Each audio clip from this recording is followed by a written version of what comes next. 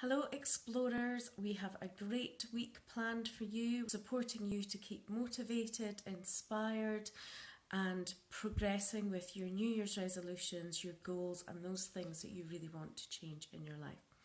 So today we're looking at how to create a goal that's positive and powerful and is going to work for you. So remember, come back and watch this video and replay over and over again until you've absolutely got your goal articulated, clear and purposeful for you. So we know this time of year is the time of year when we set huge goals, our expectations of ourselves are larger than normal and we push ourselves to accomplish things that maybe we wouldn't normally do. That's great. It's good to be ambitious. It's good to have things that you want to change. Now, how are you going to make sure that you're in the percentage who succeed and not in the percentage that give up with their New Year's resolutions?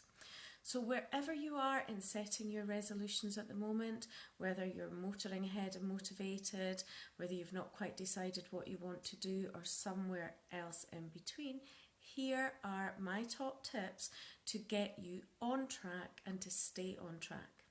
So the reason New Year's resolutions fail is that sometimes we bite off more than we can chew. We choose too many things in too many aspects of our life that we really want to change, and that depletes and spreads ourselves so thinly that we don't do one thing well, we do several things half-heartedly, and then we give up because we run out of steam, we run out of energy.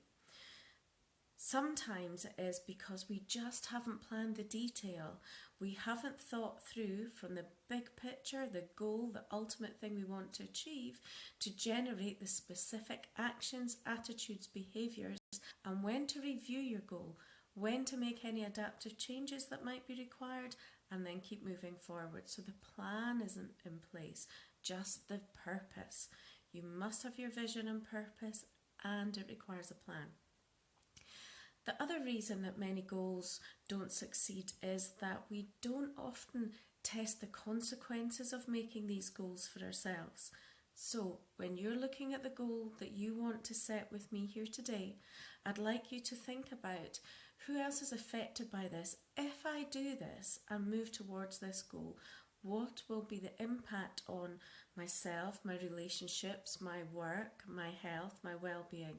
Make sure the consequences are good, useful and supportive, and if they're not, it's important to review your goal to make sure that it's aligned and the consequences of your goal are beneficial in all other aspects of your life. So look at those knock-on effects, those impacts of the goal, not just on you, but on your relationships and the other important aspects of your life. So when you have those three in place, you're ready to set your goal. Goals succeed when you pick one context of your life. We are busy at work, we're busy at home, we're busy with our relationships, our hobbies, our extended families, our health, our well-being, our spirituality, all those things that matter to us. So it's important when you're setting the goal, you may have 4 or 5 things that really matter to you this year. Pick the one that's going to make the biggest difference in your life.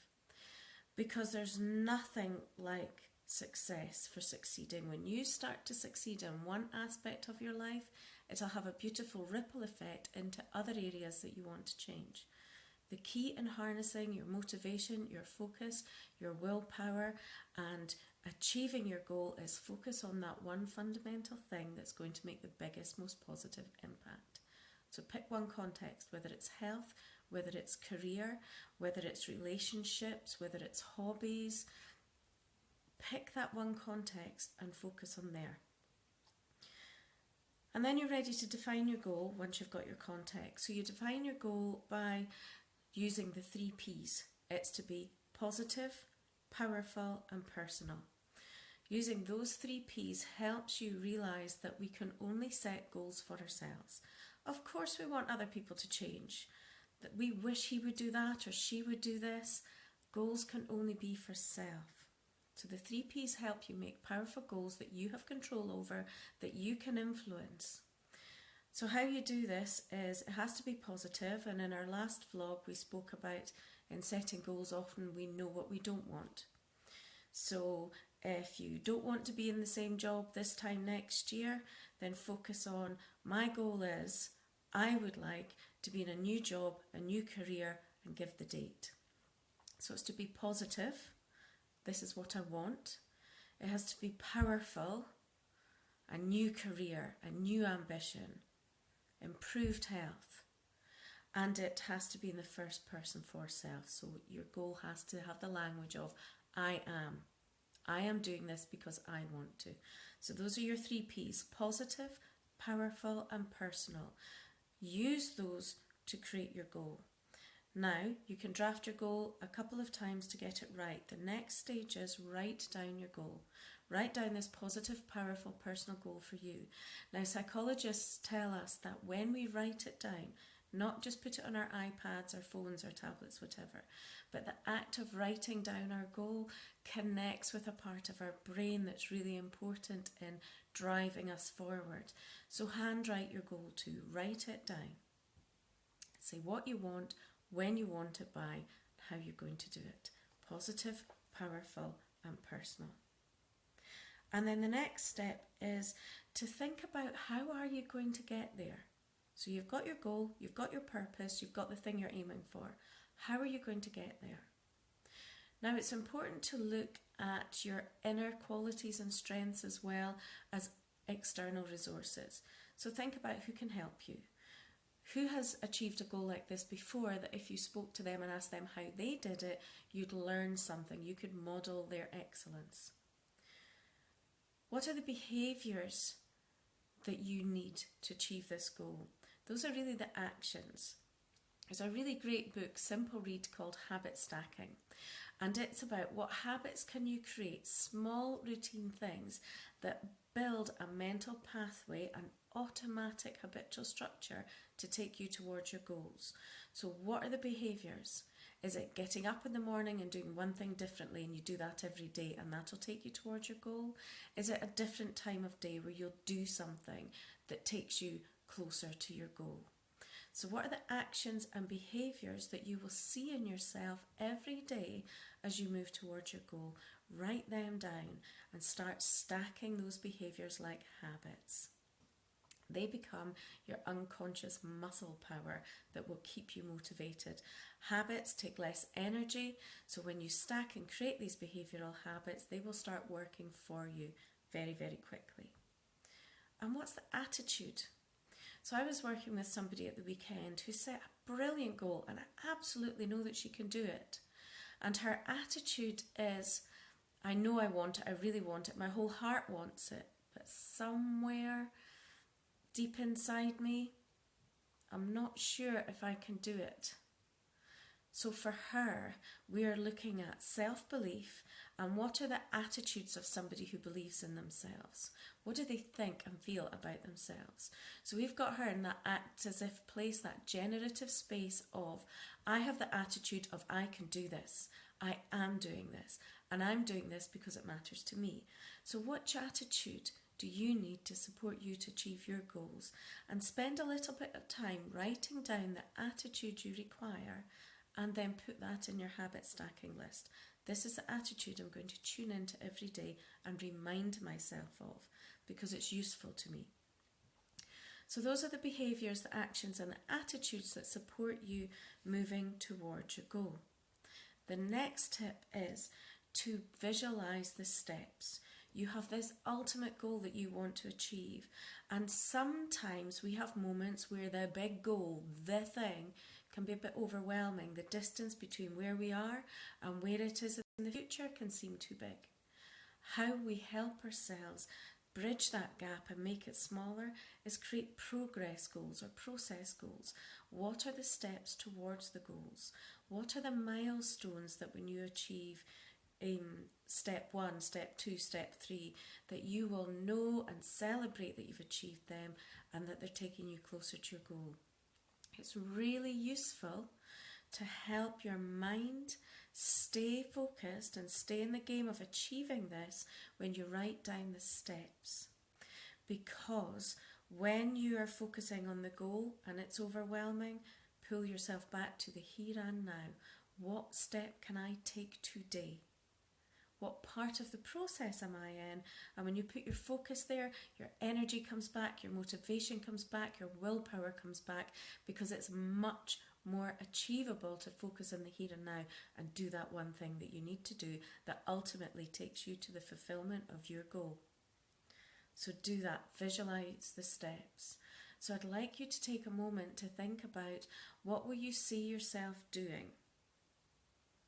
Either every day or every week or every evening. What is that thing you will be doing that will be taking you towards your goal? What will you look like and sound like when you are doing that, when you're progressing and moving forward? So I want you to really visualize it and get some of those good feelings of optimism that come from seeing what you can do every day that's within your power and control and influence that takes you towards your goals. And then, keeping your eyes on your prize, keeping your vision on that ultimate goal, I want you to visualize yourself achieving it, having it as if you have it now. So just imagine for one moment that you have achieved your goal now. What does it feel like? What do you sound like? What do you believe about yourself? What does having this goal mean to you? And really feel how great that feels as you visualize it and feelize it now. And then here's the trick. The mind needs a goal beyond the goal.